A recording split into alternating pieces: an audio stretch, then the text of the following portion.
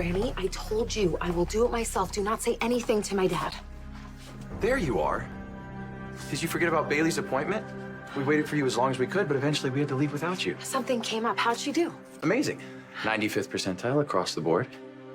Something came up as in... My grandmother. Come on, Brooklyn, you can tell me anything. What's going on?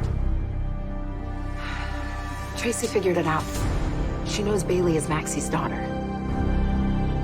I'm really glad that... Why aren't you freaking out? I am, just internally. Well, join me externally, would you?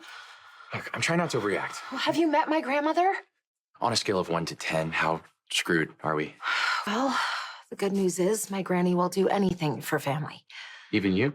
Hey, I'm sorry, it's just I know you guys always haven't had the best relationship. no one has with her. But when push comes to shove, I know she'll have my back. What about me? What about you? I mean, I'm here to protect Bailey. Is that she knows that that's the reason I'm here, right? She does. But she doesn't think it's enough. And I mean, she's not wrong. Because if Peter has proven anything, it's that being confined does not render him powerless. Okay, so what's an alternative? My grandmother thinks the best way to keep Bailey safe is to put distance between her and Peter. How much distance? An ocean's worth. Already BC wants you and Bailey to move to Amsterdam. Come on, you can't be considering this. My granny can be very persuasive. And without Valentine's considerable resources, including Yuri, this house isn't as safe as it used to be. Then we'll hire security. Oh, and how suspicious will that look? Valentine leaves, he takes his bodyguard with him, and then all of a sudden, weeks later, we have security 24/7? So I'll move back in. That's a terrible idea. Why? 3 words for you, Michael and Willow. Oh, we're fine now. Yeah, fine is a far cry from shacking up together. You sure you want to do that to yourself? Yeah, I would for you.